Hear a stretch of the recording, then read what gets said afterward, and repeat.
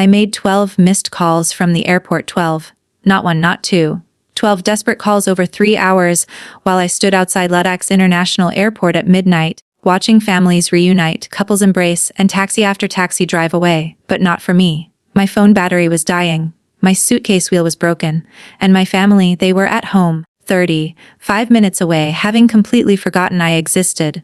Let me be clear about something: this wasn't the worst thing my family ever did to me, not even close. But it was the moment everything finally clicked into place. The moment I realized that I'd spent 28 years being the forgotten daughter, and I was done. My name is Sophia Bennett. I'm 28 years old, a graduate student finishing my PhD in biomedical engineering, and up until that night at the airport, I'd convinced myself that my family's neglect was normal, that I was oversensitive, that I just needed to try harder to earn their attention. Standing in that airport pickup zone at 12:47 a.m., shivering in my thin jacket because I'd been studying in Boston and forgot how cold Los Angeles nights could be, I finally understood the truth. They didn't forget to pick me up because they were busy. They forgot because I didn't matter enough to remember. This is the story of how one forgotten airport pickup led me to discover just how disposable I'd always been to my family, and how I used that realization to build a life where I'd never be forgotten again. But I'm getting ahead of myself. To understand how I ended up alone at midnight at LAX, you need to understand my family. You need to understand the patterns that had been set long before that night.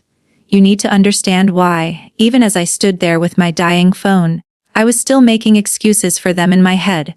So let me take you back. Let me show you what it's like to grow up invisible in a house full of people. I grew up in Pasadena, California, in a comfortable middle-class home. My parents, David and Margaret Bennett, both worked in education. Dad was a high school principal. Mom was an elementary school counselor. From the outside, we probably looked like the perfect family. 2 kids, nice house, stable jobs. But inside that house there was a hierarchy, and I was at the bottom. My younger brother, Tyler, was born when I was 4, and from the moment he arrived the family dynamic shifted. Tyler was the miracle baby. Mom had struggled with secondary infertility, 3 miscarriages before he finally made it. He was precious. He was celebrated. He was the center of the universe. And I became the responsible one. The one who didn't need attention. The one who could handle things on her own. Tyler had colic as a baby. He cried constantly. Mom was exhausted, overwhelmed. So at 4 years old I learned to get my own breakfast, to play quietly, to not bother anyone. Sophia's so independent, Mom would tell her friends. She practically raises herself. It wasn't independence, it was survival. As we grew up, the pattern became more pronounced. Tyler struggled in school. He had ADHD, wasn't diagnosed until middle school, and even after diagnosis he just wasn't academically inclined. He was creative, artistic, wanted to be a musician. Every parent-teacher conference was about Tyler. Every family dinner conversation was about Tyler's latest project, Tyler's band, Tyler's struggles. Meanwhile, I was getting straight A's. I was in advanced placement classes. I won the science fair 3 years in a row. I got a full scholarship to MIT. You know what my parents said when I got into MIT? "That's wonderful, honey. Hey, did you know Tyler's band is playing at the school talent show? We need to make sure we're all there to support him." I went to MIT. They drove me to the airport, LAX, ironically, and dropped me at departures. No tearful goodbye. "No, we're so proud of you. Just call us when you land," and they were gone. Tyler had a going-away party when he left for community college. 40 people, a cake, a banner, the works. I learned something important at MIT. I was smart. Really smart. I excelled in my field. Professors noticed me. I got research opportunities. I got published. I mattered. But every time I came home, Thanksgiving, Christmas, summer breaks, I slipped back into being invisible Sophia, the daughter who was doing fine, and therefore didn't need attention. The sister who should be helping Tyler figure out his life instead of talking about her own achievements. When I got accepted to Stanford for my PhD, fully funded, with a prestigious fellowship, I called home excited. Mom answered, "That's great, Sophia. Hey, I'm actually in the middle of something. Tyler's having a crisis about his music career. Can I call you back?" She never called back. I learned not to share. I learned to keep my achievements to myself. I learned that my family had a finite amount of attention and care, and it was all allocated to Tyler. The worst part, Tyler wasn't even a bad person. He loved me. He thought our parents treated us equally. He had no idea that while he got emotional support, financial help, and constant encouragement, I got You're so independent, you'll figure it out. When Tyler dropped out of community college, Mom and Dad were supportive. He's finding his path, they said. When his band broke up, they comforted him. When he couldn't hold a job, they let him move back home at 24 years old and didn't charge rent. Meanwhile, I was in my PhD program, living on a stipend that barely covered rent in Palo Alto, eating ramen more nights than I'd like to admit. I never asked for help because I knew what the answer would be. You're so responsible, Sophia. I did manage, I always managed, but managing alone is exhausting. The pattern continued for years. Family events were scheduled around Tyler's availability. When Tyler finally got a steady job, graphic design at a small firm, the whole family celebrated like he'd won the Nobel Prize. When I published my first paper in a major scientific journal, Mom said, "That's nice, dear," and changed the subject. I started visiting home less. It hurt too much to be there, to watch Tyler get the attention I'd craved my entire life. To watch my parents dote on him while I sat there an afterthought in my own family. But I still called. I still sent gifts on birthdays. I still tried to maintain the relationship because they were my family, and some part of me kept hoping that maybe, one day, they'd see me, really see me. That brings me to December of last year. I'd been at a conference in Boston, presenting my research, networking with leaders in my field. It was a huge deal. I'd mentioned it to my family several times. I'm presenting at the conference December 10-14. My flight home gets in late on the 14th. Mom had said, "Oh, that's nice. Will you be home for Christmas?" I'd sent a text a week before, reminder my flight lands at 9:30 p.m. on December 14th. United Airlines Terminal 7, no response. I'd sent another text 3 days before, flying home Thursday night, landing at 9:30. Sounds good. Mom had replied. I'd called from Boston the morning of my flight. "Hey, Mom. Just confirming, landing tonight at 9:30. Can someone pick me up?" "Oh yes, of course, we'll be there." Looking back now, I can see the warning signs. The vague response. The lack of details about who would pick me up. The fact that she didn't write it down or put it in her calendar. But I didn't see it then. I was too busy being excited about my presentation, about my research, about finally having something meaningful to share with my family. The conference went amazingly. My presentation was well received. A professor from Johns Hopkins asked about my postdoctoral plans. Someone from a major pharmaceutical company gave me their card. I was flying high, literally and figuratively. On the plane, I rehearsed how I'd tell my family about the conference. Maybe this time, they'd be impressed.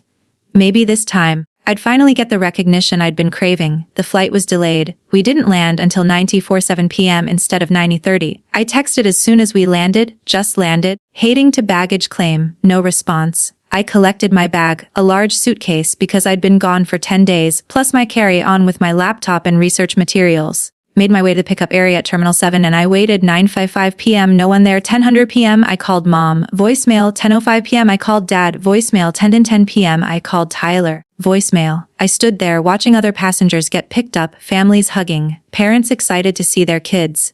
Normal things. 10:20 p.m. I called Mom again. Voicemail. 10:30 p.m.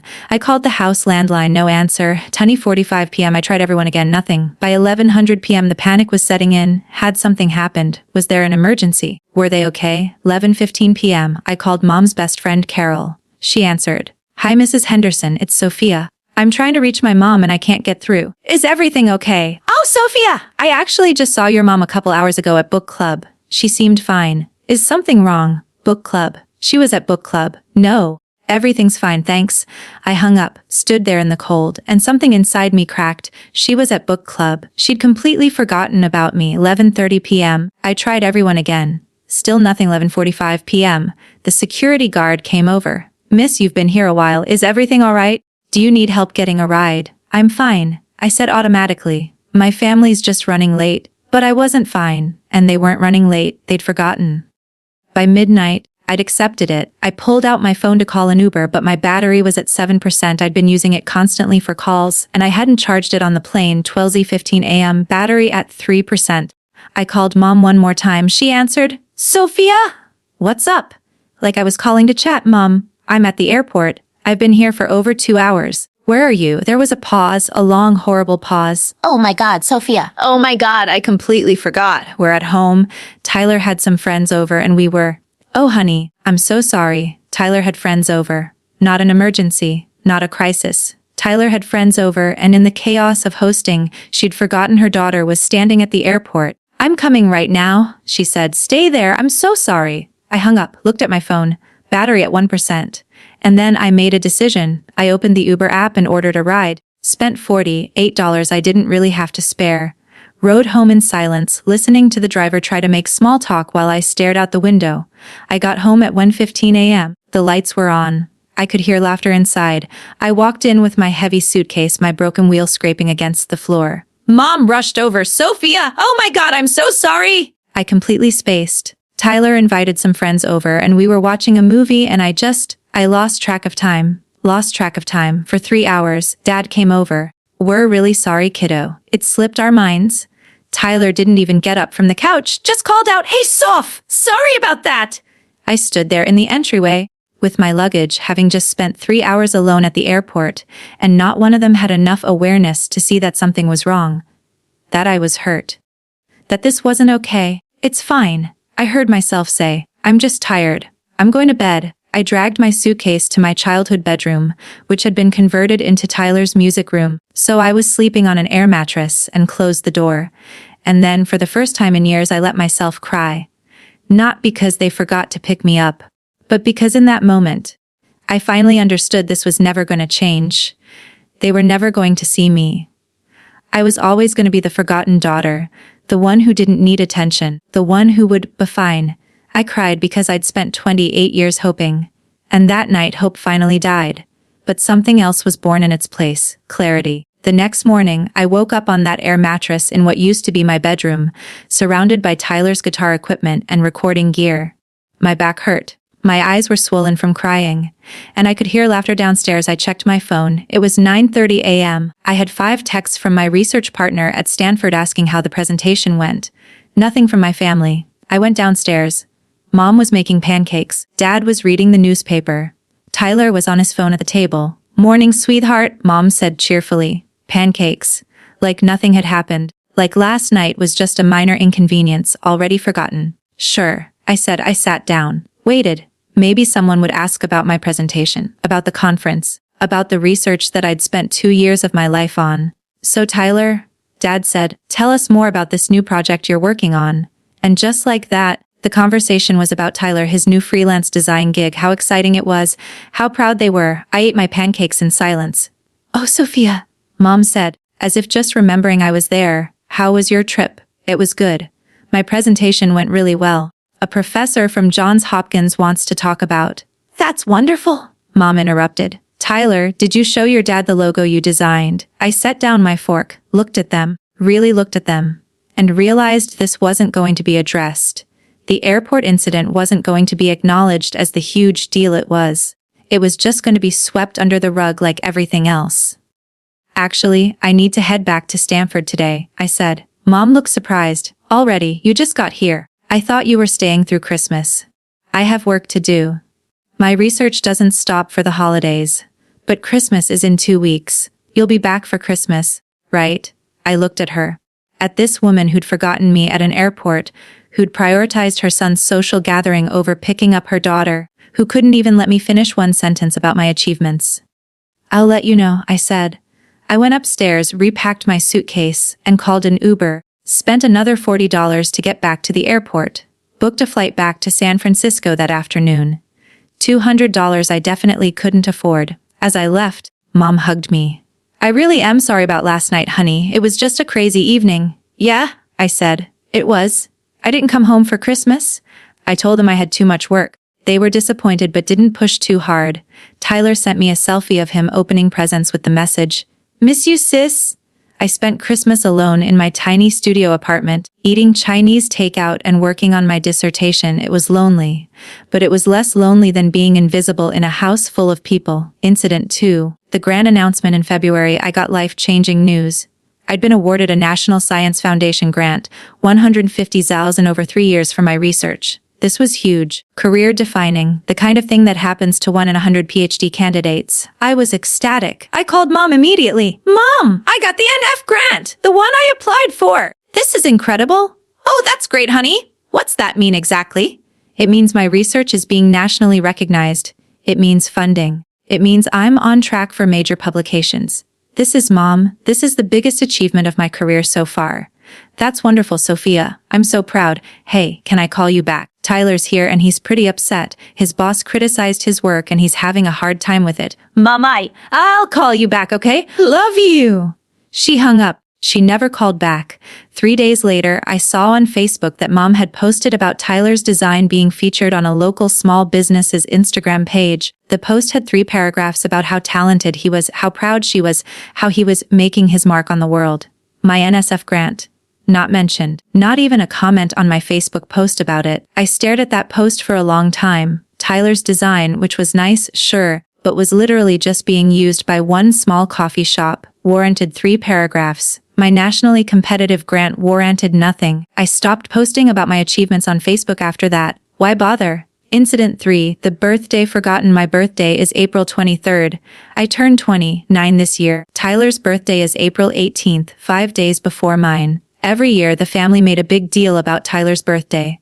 Dinner, cake, presents, the whole thing every year. My birthday came 5 days later and was less. Usually a phone call. Sometimes they'd remember, sometimes they wouldn't.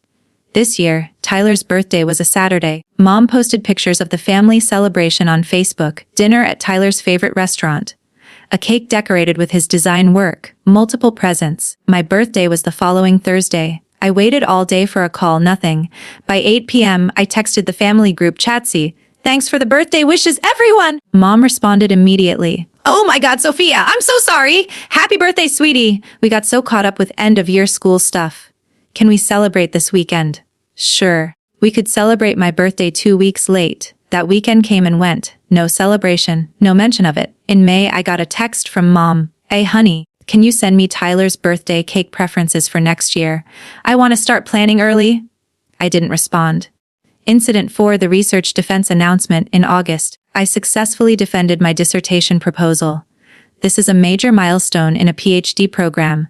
It means you're approved to continue your research toward your doctorate. It's a big deal. I'd been working on this for 3 years. My defense presentation was 2 hours long in front of a committee of 5 professors. I'd practiced for weeks. I was terrified. I mentioned it to my family in the group chat. Big day tomorrow. Dissertation proposal defense at 2 p.m. Wish me luck. Tyler responded, good luck, sis. You got this? Mom, you'll do great, sweetie. Dad, nothing. The defense went incredibly well. My committee praised my work. One professor said it was one of the strongest proposals she'd seen. I passed with no revisions required, which almost never happens. I was flying high. I called home, excited to share the news. Hey, Soph, what's up? I passed. The defense went amazing, they said. That's awesome. Hey, hold on. Mom wants to talk to you. Mom got on the phone. Sophia, that's wonderful news about your thing. Listen, I need to ask you something. Tyler's short on rent this month and I was wondering if you could lend him some money. Just like $200. He'll pay you back. I stood there, in the hallway outside the conference room, where I'd just achieved something major, being asked to loan money to my 24-year-old brother who lived at home and still couldn't manage his finances. I'm on a PhD stipend, Mom. I barely have enough for my own rent. I know, but you're so good with money, you always figure it out. Tyler's really stressed and I can't, Mom. I'm sorry. There was a pause. Okay. Well, congratulations on your thing. My thing. My dissertation proposal defense. My 3 years of work. My thing. Thanks. I said, and hung up. I sat down in that hallway and realized she'd called not to congratulate me, but to ask for money for Tyler. The achievement was just a prelude to the real reason for the call. Incident 5. Thanksgiving plans. By November, I'd mostly checked out emotionally. I called home less. I responded to texts less. I was building a life in Stanford. Friends, research colleagues, a community that actually saw me. But Thanksgiving was coming and despite everything, some part of me still wanted family. Still wanted to belong. I texted the group chat in early November. What are the Thanksgiving plans? Should I fly home? No response for 3 days. Then Tyler posted in the chat, "Lo, can I invite Melissa to Thanksgiving?" Melissa was his girlfriend of 2 months. That Mom, of course, the more the merrier. Dad, looking forward to meeting her. I stared at my phone. Tyler could bring his brand new girlfriend, but no one had even responded to my question about whether I should come. I texted directly to Mom, should I book a flight home for Thanksgiving? She responded 6 hours later. Oh, if you want to come, that would be nice. But don't feel obligated if you're busy with school. Don't feel obligated. Tyler's girlfriend of 2 months was encouraged to come. I was told not to feel obligated. I made a decision. I texted back, I think I'll skip this year. Too much work. Mom, okay, sweetie. We'll miss you. I waited to see if anyone would push back. If anyone would say, no, please come, we want you here. Nothing. On Thanksgiving they posted pictures. Tyler and Melissa, mom and dad. A beautiful turkey dinner. Everyone smiling. I was in my apartment, eating a microwave dinner, looking at those pictures, and something inside me finally, irrevocably broke. The final straw came in early December, almost exactly 1 year after the airport incident. I got an email from a professor at Johns Hopkins, the one I'd met at last year's conference. She was offering me a post-doctoral position, full funding, great lab, exactly what I'd been working toward. This was it. This was the culmination of everything. My ticket to the next level of my career. I was so excited I could barely breathe. I needed to tell someone. I needed to share this joy. I called home. Dad answered. Dad, I got it. I got the post-doc at Johns Hopkins. This is exactly what I've been working for. That's great, Sophia. Really great. Hey, is this a quick call? We're actually in the middle of planning Tyler's Christmas present and it's Johns Hopkins, Dad. One of the best programs in the country. This is everything. I understand. Congratulations. We're really proud. But I need to get back to this. We're trying to surprise Tyler with a new recording setup and we need to figure out. I hung up. I just hung up.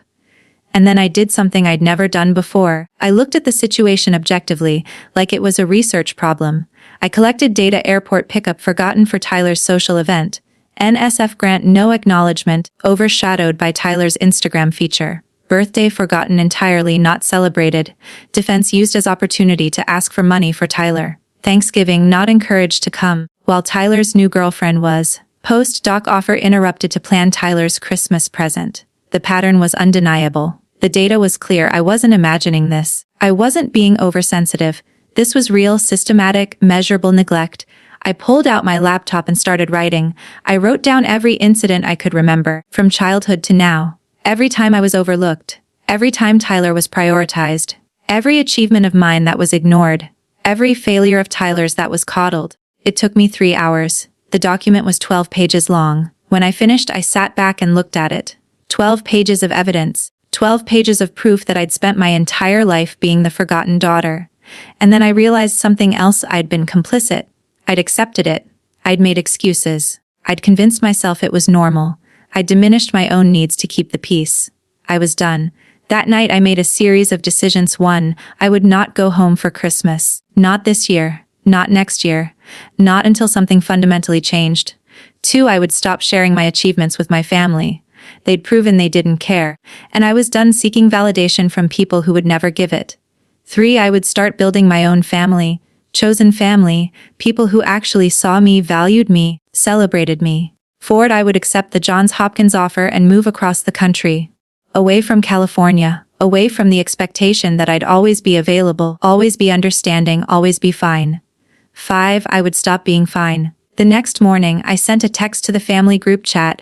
I won't be coming home for Christmas this year. I need some space. I've accepted a position at Johns Hopkins starting in January and will be moving to Baltimore. I'll be in touch when I'm ready. The responses came quickly. Mondi. What? Sophia, what's going on? Are you okay? Tyler, whoa, what happened? Did we do something? Daddy, let's talk about this. This seems sudden. I turned off my phone and left it off for 3 days.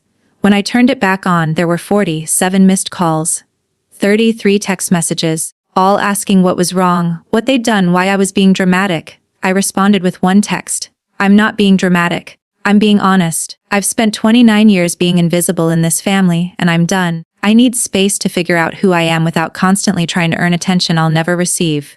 Mom called immediately. I let it go to voicemail. Her message of, Sophia, honey, I don't understand. We love you so much. We've always been so proud of you. You're so independent, so successful. We thought you didn't need us the way Tyler does. Please call me back. Let's talk about this. The word that had defined my entire life, independent. I texted back. I wasn't independent by choice. I was independent by necessity. There's a difference. I'm going to spend Christmas here and then I'm moving to Baltimore. I'll let you know when I'm ready to talk. I spent that Christmas exactly as I'd spent the last one. Alone. But this time it felt different. It felt like a choice. It felt like freedom. On Christmas Day, I saw the family photos on Facebook, Tyler opening presents, Mom and Dad smiling, a beautiful tree, a beautiful family, missing one daughter. I wondered if they even noticed. January came quickly. I finished the semester, packed up my tiny studio apartment in Palo Alto, and drove across the country to Baltimore. 5 days, dozens of podcasts, and a lot of thinking time. I didn't tell my family I was leaving. I just went. Baltimore was cold, gray, and completely mine. I found an apartment near Johns Hopkins, a 1-bedroom with actual space, natural light, and no air mattresses in sight. I furnished it slowly, carefully, choosing each piece myself. A couch I actually liked, art for the walls, plants by the windows. For the first time in my life, I was building a space that was entirely my own. The postdoc program was intense but incredible. Dr. Sarah Chen, my supervisor, was brilliant and supportive in a way I'd never experienced. She asked about my research. She listened when I talked. She celebrated my successes. "That's excellent work, Sophia," she'd say after reviewing my results. "Have you considered submitting this to Nature?" Nature, one of the most prestigious scientific journals in the world. "I don't know if it's ready," I said. "It's ready? You're ready? Let's do it." In my family, I would have been told, "That's nice, dear." Here, I was being pushed to aim higher. I started making friends. Real friends. My lab partner Marcus invited me to dinner parties. I met his partner James, who was a professor of psychology. We'd have these long conversations about family dynamics, attachment theory, patterns of behavior. One night over wine, I told them about the airport. "Wet," James said, setting down his glass. "They forgot you for 3 hours, and then acted like it was no big deal." "Yeah, and this wasn't an isolated incident." I laughed, "Not even close." I told them everything: the birthday, the grant, the defense, the pattern of neglect that had defined my entire life. Marcus and James exchanged a look. "Sophia," James said gently, "that's not normal family dynamics. That's textbook scapegoat golden child syndrome. You were cast as the capable one so they could justify neglecting your needs while over-focusing on Tyler." "I know," I said. "I figured that out. That's why I'm here." "Have they tried to contact you since you moved?" I pulled out my phone and showed them my message log. 43 messages from Mom over the past month. I hadn't responded to any of them.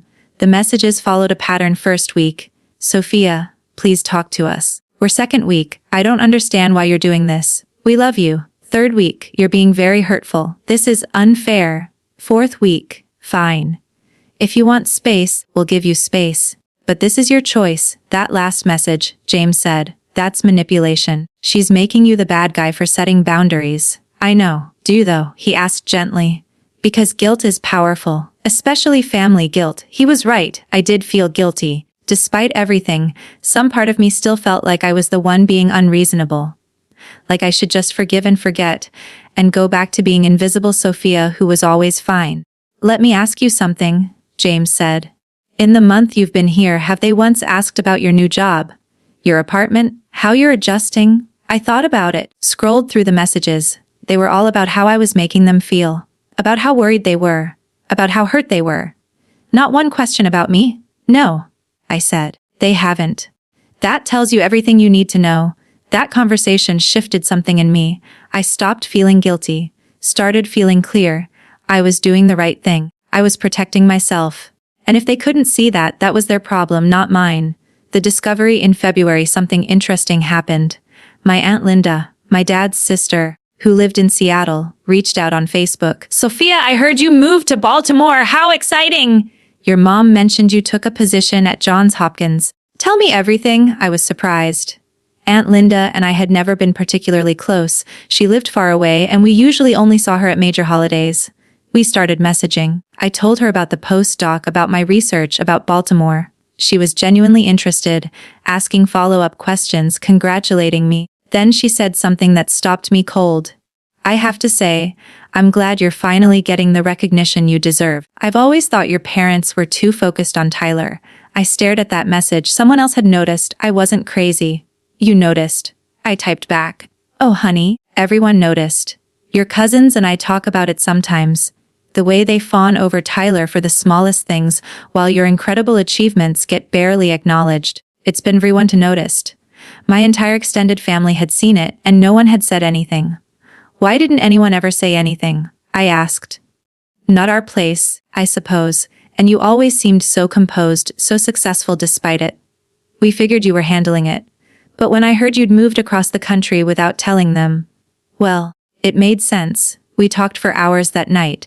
Aunt Linda told me stories I'd never heard, how at family gatherings, she'd try to ask me about my life and my mom would redirect the conversation to Tyler. How my cousins felt bad for me. How she'd argued with my dad once about his treatment of me, and he'd gotten defensive, insisting they treated us equally. The thing is, Aunt Linda said, your dad genuinely believes that. He doesn't see it. Neither does your mom. They've convinced themselves that because you're successful, you don't need them. They don't realize they have cause and effect backwards. You're successful in spite of them, not because of them. That conversation opened a door. I reached out to my cousins, slowly built relationships with extended family members who'd always been on the periphery of my life. And what I discovered shocked me. They all had stories. They'd all notice. They'd all been uncomfortable with how I was treated. My cousin Rachel told me about my college graduation from MIT. I remember your parents left early, said they had to get back for something with Tyler. I thought it was so weird, like it was your MIT graduation. Who leaves that early? My cousin David, dude. Every Christmas, we'd ask about you and your mom would give like a 2-sentence update and then talk about Tyler for 20 minutes. It was awkward. I thought I was alone. Turns out, I'd had witnesses all along. They just hadn't known what to say. The realization in March, I published my first paper from the postdoc. It was accepted to Nature Biomedical Engineering. A huge deal. Dr. Chen threw a celebration at the lab. My colleagues congratulated me. Marcus and James took me out for a fancy dinner. I posted about it on Facebook with a simple, excited to announce my first publication in Nature, be me! Link in comments. Within an hour I had congratulations from colleagues, friends, extended family members. Aunt Linda posted, "This incredible Sophia! So proud of you," my cousins commented, friends from MIT, people from Stanford, even people I barely knew. My mom liked the post. That's it. Just a like. No comment. No congratulations, no so proud of you. Tyler didn't interact with it at all. Dad commented 2 days later, "Good job, kiddo. Good job." On a Nature publication, "Good job." Meanwhile, a week later, Mom posted on Facebook, "So proud of my son Tyler. His design work was featured on a client's website. He's so talented." 43 comments, including one from me that I'd posted months ago and never deleted. "That's great, Tyler." The juxtaposition was stark. My Nature publication won like, "One good job." Tyler's design on a website, 43 comments, and a proud post from Mom. I screenshot it, not because I wanted to use it against them, but because I needed proof. Proof that I wasn't imagining this. Proof that the disparity was real and measurable. Marcus saw me looking at it. "You okay?" "Yeah," I said. "I'm just documenting." "For what?" "For me." So I remember. So I don't let them convince me I'm being crazy. The plan by April, I'd been in Baltimore for 3 months. I hadn't spoken to my immediate family at all. Mom's messages had slowed to about once a week, usually guilt trips or updates about Tyler that I didn't ask for. Tyler had sent a few messages, "Hey sis, hope you're good, miss you." "Mom's really upset. Can you at least call her? I don't really get what's going on, but I hope you're okay." He genuinely didn't understand. That was almost worse. He'd lived his entire life being the center of attention and had no concept that there was anything wrong with the family dynamic. Dad had sent one message. "Sophia, this has gone on long enough. You need to stop being childish and talk to your mother. She's very hurt." I was being childish. By setting boundaries. By protecting myself. By refusing to be invisible anymore. I didn't respond to any of them. Instead, I focused on building my new life. I joined a running club. Started dating someone I met at a coffee shop.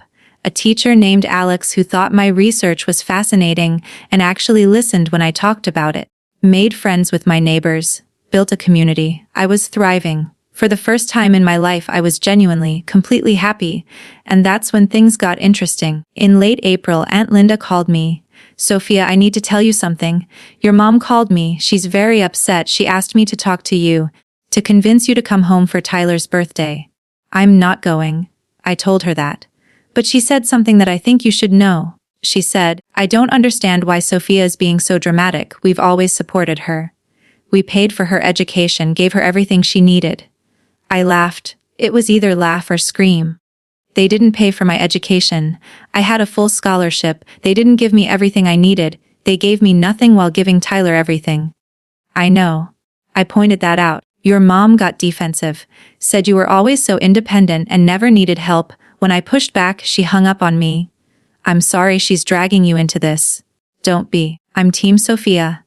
But I wanted you to know, she's telling people you're being difficult. That you cut them off for no reason. She's controlling the narrative. That stopped me. What's she saying? That you moved across the country without telling them. That you won't return their calls. That they don't know what they did wrong. She's painting herself as the victim. Of course she was. That was the pattern, wasn't it? I was the bad guy for refusing to accept being forgotten. Thanks for telling me, I said. What are you going to do? I don't know yet, but I'm not going to let her rewrite history. After we hung up, I thought about it. Mom was controlling the narrative, telling people her version of events, making me the villain. But I had something she didn't have: documentation, evidence, a 12-page document of incidents, screenshots, a pattern of measurable neglect. I didn't want to wage war with my family, but I also wasn't going to let them gaslight me or turn my extended family against me. So I made a decision. I wrote a letter, a long, detailed, carefully worded letter explaining everything: the pattern, the incidents, the airport, the birthday, the grant, all of it. I didn't send it to my immediate family. I sent it to Aunt Linda, asking her to share it with anyone who asked what was going on. I'm not trying to turn people against my parents. I wrote in the cover note. I'm trying to protect the truth. If they ask why I'm not in contact, please share this. Let people make their own judgments. Aunt Linda read it and called me immediately. Sophia, this is wow. I knew it was bad, but seeing it all laid out like this, are you sure you want me to share this? Only if people ask. I'm not trying to smear them. I'm just trying to make sure the truth is available. Okay, I'll keep it. And Sophia, I'm so sorry. You deserve so much better. May brought Tyler's birthday, 25 years old. Mom texted me. I know you're upset with us, but surely you can put that aside for Tyler's birthday. He misses you. I didn't respond. She texted again. He's your brother, Sophia. Whatever issues you have with your father and me, don't punish Tyler. That made me angry. Tyler had been part of the problem. Maybe not intentionally, but he'd benefited from the dynamic his entire life and never once questioned it. I texted back. My first response in 4 months. I'm not punishing Tyler. I'm protecting myself. There's a difference. My phone rang immediately. Mom, I let it go to voicemail. Her message: Sophia, please, I'm begging you. Just tell me what we did wrong. Tell me how to fix this. I can't stand this silence. It's killing me. I listened to that message 3 times, analyzed it like I would a research problem. Tell me what we did wrong. She genuinely didn't know, or she was pretending not to know. Tell me how to fix this. She wanted a quick solution, a band-aid for a systemic problem. This silence is killing me. It was about her feelings, not mine. Not once did she say, I'm sorry for forgetting you at the airport. Or, I'm sorry for missing your birthday. Or, I'm sorry for not celebrating your achievements. It was all about how my boundary was affecting her. I saved the voicemail, added it to my documentation. A week later, Tyler texted me, Yo, can we talk? I'm confused about what's going on. I decided to respond. Tyler and I had never had conflict. Maybe he deserved an explanation. Sure, call me. He called within minutes. Soph, what the hell is going on? Mom's a mess. Dad's angry. Nobody will explain why you just disappeared. Did you really not notice? I asked. Notice what? Tyler, when was the last time Mom or Dad posted about one of my achievements? I don't know. They post about you sometimes. When? Give me an example. Silence. They posted about my NSF grant, right? The $150,000 research grant. I don't remember. They didn't. But Mom wrote 3 paragraphs about your design being featured on Instagram. That's different. How is it different? I don't know, man. This feels like you're keeping score. I'm not keeping score. I'm recognizing a pattern. Tyler, do you remember my birthday last year? Yeah, of course. April something. April 23rd. Did anyone call me? I don't. Look, I'm bad with birthdays. You texted me happy birthday 2 days late after I posted a reminder. Mom forgot entirely. Meanwhile, your birthday had a family party, a cake, a full celebration.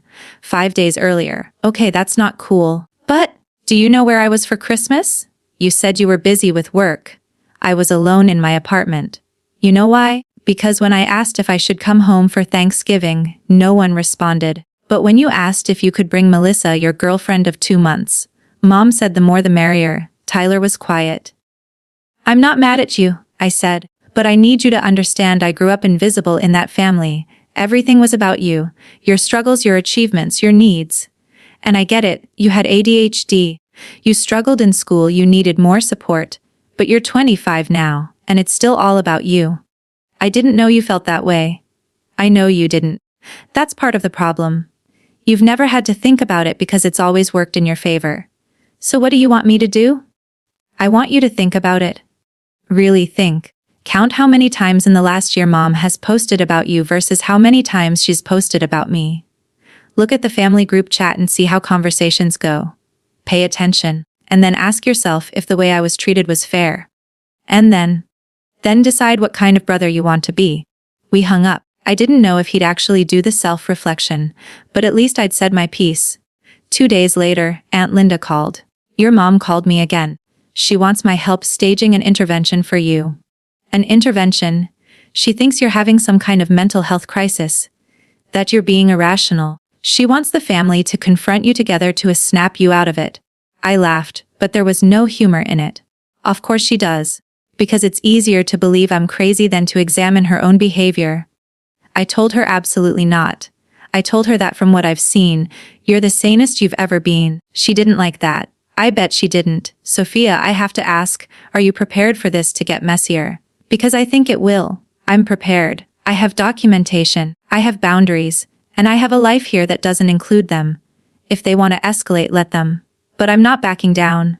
Good, Aunt Linda said. Because you deserve better, you always have. In June I got promoted. Dr. Chen recommended me for a tenure-track position that was opening up, 2 years earlier than anyone expected.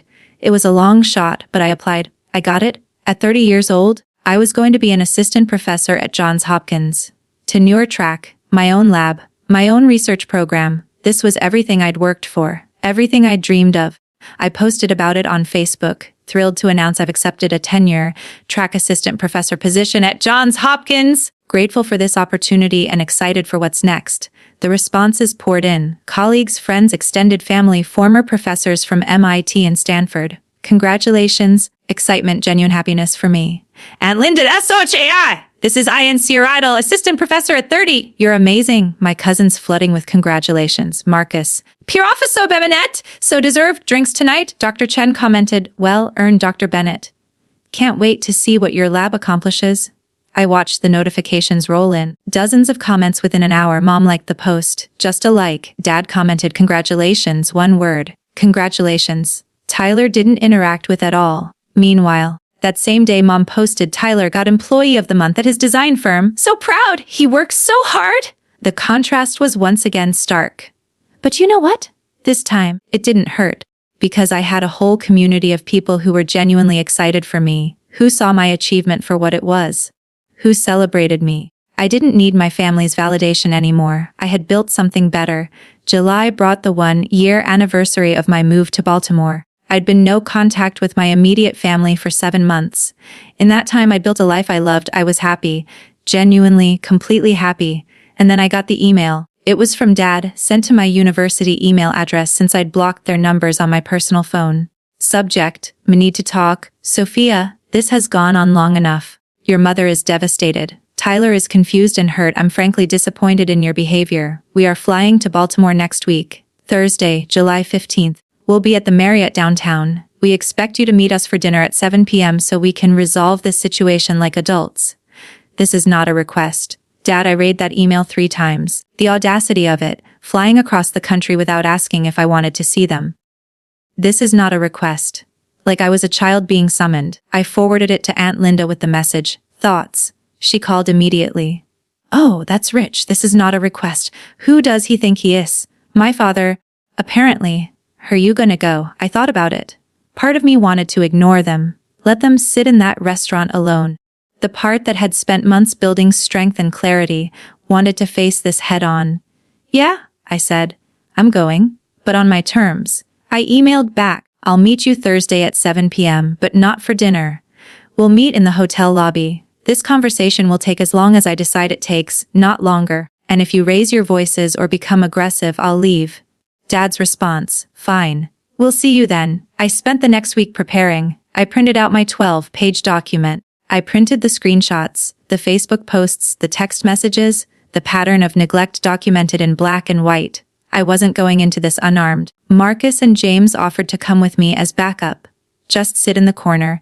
If things get heated, we're there. I appreciate it, but I need to do this alone. Text us every 30 minutes so we know you're okay. Deal. Thursday arrived. I dressed carefully, professional but comfortable. I wanted to look like the successful professor I was, not the forgotten daughter they remembered. I arrived at the Marriott at 6:55 p.m., sat in the lobby, waited. They walked in at exactly 700. Mom, Dad, and Tyler, all three of them. I hadn't expected Tyler. That changed things. Mom saw me first. Her face lit up. She rushed over like she was going to hug me. I stood up and stepped back. Please don't. She stopped, hurt flashing across her face. Sophia, it's been so long. 7 months too long, Dad said, walking over. Shall we get dinner? No, we'll talk here. I gestured to the seating area in the lobby. Public, visible, safe. We sat, an awkward arrangement, them on one couch, me in a chair across from them, like a therapy session or an interrogation. So, Dad said, are you ready to explain yourself? Explain myself? Yes, this ridiculous grudge, this silent treatment, it's childish. Sophia, we raised you better than this. I took a breath, reminded myself I was calm. I was prepared. I had the truth. Let me ask you something first. Do you know why I'm upset? Mom jumped in. We don't. That's why we're here. You just left without explanation. You won't return our calls. We have no idea what we did wrong. I pulled out my phone and opened the photo album I'd created. The documentation, the evidence. Let me show you. I turned the phone around. This is a screenshot from Facebook. December 14th last year. Your post, Mom, about Tyler's design work. 3 paragraphs. 43 comments. You called him talented and making his mark on the world. They looked at the screen. Okay, Mom said. What's wrong with being proud of Tyler? Nothing. But let me show you this. I swiped to the next screenshot. This is from February, my announcement about receiving a $150,000 National Science Foundation grant. Your interaction. No comment? No post?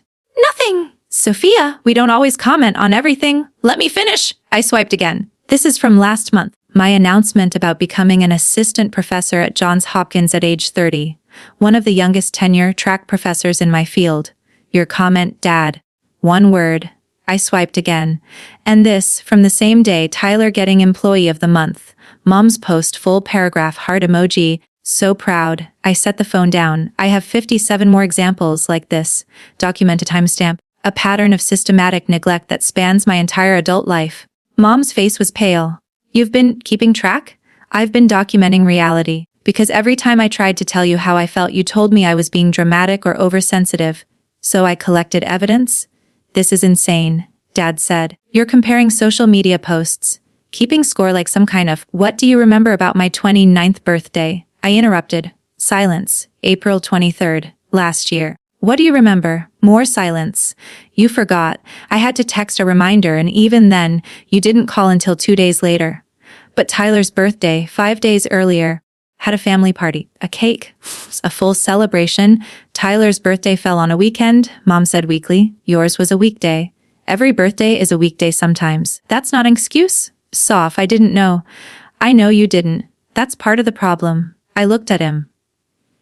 Tyler, when was the last time Mom posted about one of my achievements? He looked uncomfortable. I don't know. I do. It was 3 years ago. When I finished my coursework at Stanford. 1 sentence as Sophia finished her classes, that's it. But she posts about you weekly, your work, your life, your struggles, everything, because I need the support. And I didn't. My voice rose slightly. I controlled it. I needed support too. I needed to be seen. I needed my family to care about my achievements, my struggles, my life. But every time I accomplished something, it was brushed aside. Every time I needed help, I was told I was independent and would figure it out. Mom was crying now. We always thought you were fine. You were always so successful, so put together. You didn't seem to need us. That's not cause and effect, Mom. I was successful despite you, not because of you. I became independent because I had to be. Because there was no support coming from you. That's not fair. Do you know what happened 1 year ago? On December 14th, they looked at each other, confused. I flew home from a conference. I'd been presenting my research in Boston. I told you repeatedly when my flight landed. 9:30 p.m., LAX, Terminal 7. I saw the moment Mom remembered. Her hand went to her mouth. I waited for 3 hours. 3 hours in the cold at midnight. I called 12 times, no answer. You know where you were. Sophia. You were at home. Tyler had friends over. You were watching a movie. You completely forgot I existed. It was an accident. It was a pattern. I pulled out the 12-page document, set it on the table between us. This is every incident I could document, from childhood to now, every time I was overlooked, every time Tyler was prioritized, every achievement of mine that was ignored, every failure of his that was coddled. 12 pages. Dad picked it up, started reading. His face changed as he read. I didn't ask to be invisible, I said. I didn't choose to be the forgotten daughter. You made me that way. And when I finally set a boundary, when I finally said this isn't okay, you accused me of being dramatic, childish. You tried to stage an intervention because it was easier to believe I was crazy than to examine your own behavior. Whenever Mom started, Aunt Linda told me. You called her? Asked her to help you snap me out of it. You're telling people I cut you off for no reason. That I'm having a mental health crisis. You're controlling the narrative instead of facing the truth. The lobby was quiet.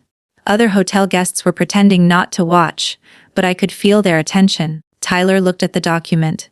Can I see that? Dad handed it to him. Tyler started reading. With each page, his expression changed: confusion, realization, shame. He trailed off. This is all real, every word, every date. Every incident I could remember. He looked at Mom and Dad. Did you really forget her birthday?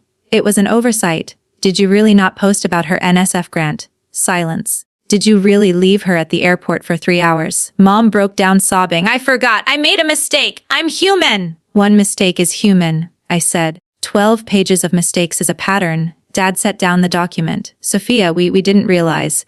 You always seemed fine. Because I had to be fine. Because every time I wasn't fine, I was told I was being too sensitive or too needy. I learned to hide my struggles because sharing them got me nowhere. So what do you want from us? Dad asked. An apology. I want you to understand. Really understand. I want you to see that this isn't me being dramatic. This is me protecting myself from a family dynamic that has hurt me my entire life.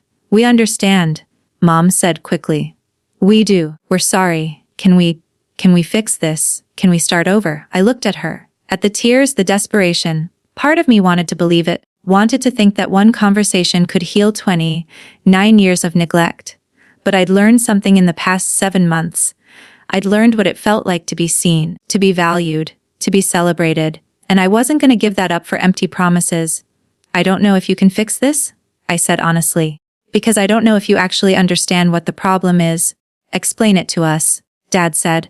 Help us understand. The problem isn't individual incidents, it's the fundamental dynamic. Tyler is the sun and everything revolves around him. His needs, his struggles, his achievements. I'm the moon, only visible when it's convenient. Easy to forget when something more important comes up. Tyler flinched. That's not how I see it. I know. Because you've never had to think about it. You've always been the center of attention. But I've spent 29 years on the periphery, and I'm done. Done. Mom's voice cracked. What does that mean? It means I'm not coming back to the old dynamic. If we're going to have a relationship, it has to be different. Completely different. We can change, Dad said. Tell us how to change. I pulled out a piece of paper I'd prepared. A list. These are my boundaries. If you can respect them, we can try to rebuild. If you can't, then we stay no contact. I handed Dad the paper. He read it aloud. 1. You will acknowledge your past behavior. Not excuse it. Not justify it. Acknowledge it. 2. You will go to family therapy, all of you, to understand the dynamic and learn new patterns. 3. You will treat my achievements with the same enthusiasm you treat Tyler's. 4. You will include me in family decisions and events with the same consideration you give Tyler. 5. When I set a boundary, you will respect it. No guilt tripping, no manipulation, no or family excuses. 6. You will not discuss my life or my boundaries with extended family unless I give permission. 7. If you violate any of these boundaries, I will leave again. Dad finished reading, looked up. This is intense. This is what I need to feel safe with you. You don't feel safe with us. Mom asked, hurt. No, Mom, I don't. You've proven that my feelings, my needs, my boundaries don't matter to you. These rules are how we rebuild that trust. Tyler was still looking at the 12-page document. I had no idea, he said quietly. I mean, I knew they paid more attention to me, but I thought it was because I struggled more. I didn't realize this is so much. I know you didn't realize, but you're an adult now. You can't use ignorance as an excuse anymore. He nodded slowly. What do you need from me? The question surprised me. In 25 years, Tyler had never asked me what I needed. I need you to stop expecting me to prioritize your needs over mine. I need you to recognize that you had advantages I didn't have, and I need you to support me the way I've always supported you. Can do that. He looked at Mom and Dad. We need to do this. All of it. She's right. Mom and Dad exchanged a look. We need time to think about this, Dad said. Take all the time you need. But while you're thinking I'm living my life here, I have a career, a community, friends, a partner. I don't need you. I want a relationship with you, but only if it's healthy. I stood up. I'm going to leave now. You can email me when you've decided. But I need actual change, not just promises. Wet, Mom said. Can I hug you? I looked at her, saw the tears, the regret. Part of me softened. Okay. She hugged me, held on tight, whispered, I'm so sorry. I didn't know. I didn't see. I know, I said. But now you do. I pulled away, looked at each of them. I love you. All of you. But love isn't enough. I need respect. I need consideration. I need to matter. You do matter, Tyler said. Then prove it.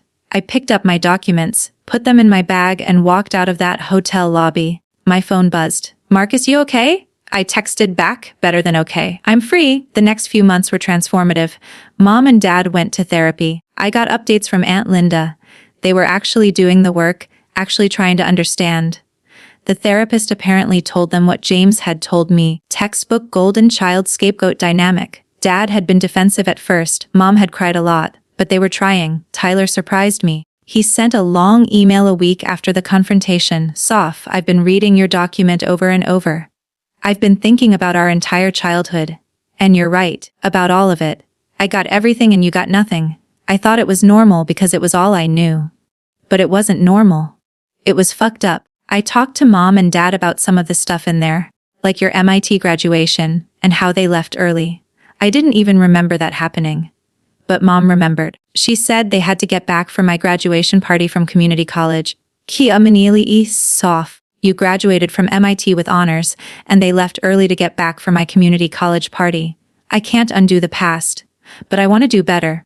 I want to be the brother you deserve, not just the brother who benefits from your hard work and gets none of the recognition. I love you, and I'm sorry. Tyler, I read that email and cried. Not sad tears, relief tears. He saw it. Finally, he saw it. I wrote back, thank you. That means everything. In September, 3 months after the confrontation, Mom sent an email, Sophia. Your father and I have been in therapy for 3 months now. We've been working on understanding the patterns you described. Our therapist asked us to write this without her help, so this is just from us. You were right. About everything. We failed you. Not occasionally, systematically. For your entire life, we told ourselves that because you were capable, you didn't need support. But the truth is, we took the easy path. Tyler demanded attention, with his struggles, his needs, his emotions, and we gave it to him. You didn't demand attention, so we assumed you didn't need it. But you did need it. You needed parents who celebrated your achievements. Who remembered your birthday? Who picked you up from the airport? Who saw you? We didn't see you. We're seeing you now, and we're horrified by what we missed. Your MIT graduation, your publications, your grants, your defense, your professorship. These are extraordinary achievements, and we treated them like footnotes. We can't undo the past, but we want to earn your trust back. We're committed to therapy. We're committed to change, and we're committed to respecting your boundaries. We love you. We're proud of you. And we're sorry. Mom and Dad, I saved that email. Read it multiple times. It wasn't perfect, but it was real. I wrote back, thank you. This is a start. Let's take it slow. By November, we'd established a new normal. Monthly video calls, structured, boundaried, but warm. They asked about my research. They congratulated me on publications. They treated my life with the respect it deserved. When I published another paper in December, Mom posted on Facebook, "So incredibly proud of my daughter, Sophia." Another publication in a major journal. Her research is changing lives. We're so lucky to be her parents. I screenshot it. Not as evidence this time. As a keepsake. Tyler and I started talking regularly. Real conversations. He told me about his work and I told him about mine. He asked questions. He remembered things I'd told him. He became the brother I'd always wanted. One day he called me. Hey, I need advice. I'm thinking about going back to school. Maybe get a degree in design. But I'm nervous about telling Mom and Dad. Why? Because I don't want them to make a huge deal out of it. Like they always do, I want it to be normal. The way they should have treated your achievements, I smiled. That's growth, Tyler. I learned from the best big sister. Christmas came. They invited me home. No pressure, Mom said. Only if you're comfortable. I thought about it, talked it through with Alex, with Marcus and James, with Aunt Linda. What do you want to do? Alex asked. I want to try. I want to see if the change is real. I flew home. They picked me up from the airport, all three of them, on time, with a sign that said, "Welcome home, Bennett." I cried in the car. Christmas was different. They asked about my life. They celebrated my achievements. When Tyler opened his presents, they were excited. But when I talked about my research, they were equally excited, balanced. Finally balanced. On Christmas night, sitting around the tree, Dad cleared his throat. Sophia, I want to say something. In front of everyone, he pulled out a frame. Inside was a copy of my first Nature publication. I printed this. I'm hanging it in my office. Right next to my diploma. Because I'm proud of you. I always should have been, but I wasn't paying attention. I'm paying attention now. He hung it on the wall. Right there, in the prime spot.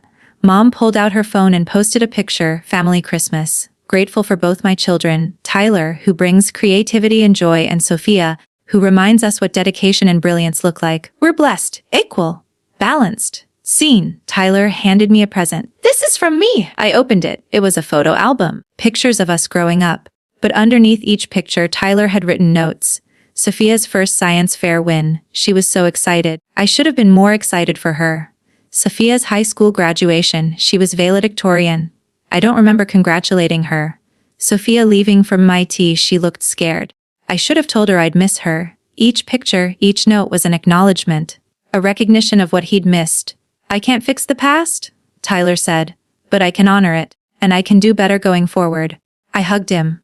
This is perfect. That night, lying in my old bedroom, which Dad had converted back from Tyler's music room, putting Tyler's equipment in the garage, I felt something I hadn't felt in that house in years. Peace. Not because everything was perfect, but because it was real, because the change was real, because they were trying. Now, 2 years after that night at the airport, I'm sitting in my office at Johns Hopkins. On my wall is a photo of my lab team. Next to it, my Nature publications, and next to that, a picture from last Christmas, me, Mom, Dad, and Tyler, all smiling. A real smile. A real family. My relationship with my parents will never be what it could have been if they'd seen me from the start. That's a loss I've had to grieve. But it's become something real, something honest, something where I'm actually seen. Tyler and I talk twice a week now. He went back to school, got his bachelor's in design. When he graduated, I flew home for his ceremony. And you know what? I was genuinely proud. Because his achievement didn't diminish mine anymore. Because there was room for both of us. Mom texts me regularly.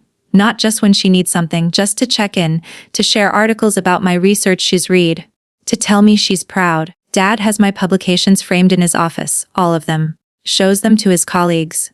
Brags about his daughter, the professor. It's not perfect. Sometimes they slip back into old patterns. Sometimes Mom posts more about Tyler than me. Sometimes they forget things, but when I point it out, they apologize. They course correct. They try, and that's all I ever wanted, for them to try, for them to see me, for me to matter. Alex and I got engaged last month. When I told my family, they were thrilled. Mom cried happy tears. Dad asked about wedding plans. Tyler offered to design our invitations. Equal excitement, equal joy, equal love. The airport incident. That night I spent 3 hours alone, forgotten, invisible. That was the worst night of my life. But it was also the catalyst. The moment that forced me to see the truth. The moment that led me to demand better. The moment that changed everything. I think about the version of me who stood in that airport, making those 12 unanswered calls. She felt so alone, so forgotten, so invisible. If I could talk to her, I'd tell her, "You're not invisible. You're not forgotten. You're not the problem. And you're about to discover that you're so much stronger than you ever knew." I'd tell her about the life she's going to build, the career that will exceed her wildest dreams, the community that will actually see her, the family, both blood and chosen, that will celebrate her. I'd tell her that setting boundaries isn't selfish, that demanding respect isn't mean, that protecting yourself is an act of love. I'd tell her that she deserves better, and that she's about to get it. People sometimes ask if I regret going no contact with my family. If I think I overreacted, I don't. Not for a second, because that boundary forced change. That ultimatum forced growth. That confrontation forced truth. Would they have changed if I'd stayed invisible? If I'd kept being fine? If I'd kept accepting scraps of attention while Tyler got the feast? No, they would have kept the pattern because it worked for them. I had to break the pattern by breaking contact. And yes, it could have gone differently. They could have refused to change. They could have blamed me forever. I could have lost them permanently. But I would have been okay. Because by then, I'd learned something crucial: I don't need them to be whole. I built a life without their validation. I achieved success without their support. I found happiness without their approval. That's not sad, that's powerful. My story isn't about revenge. It's not about punishing my family or making them suffer. It's about claiming my worth. It's about refusing to be invisible anymore. It's about building a life where I matter. The airport was just the beginning. The confrontation was just the middle. The real story is what came after building a life so full, so rich, so meaningful that being forgotten became impossible. To anyone reading this who sees themselves in my story, who's the forgotten child, the overlooked sibling, the invisible family member, I want you to know you're not imagining it. You're not oversensitive. You're not being dramatic, you're being hurt. And you have every right to protect yourself. Setting boundaries might mean losing people, but it also means finding yourself. And that's worth everything. I was forgotten at an airport, but I found myself in Baltimore.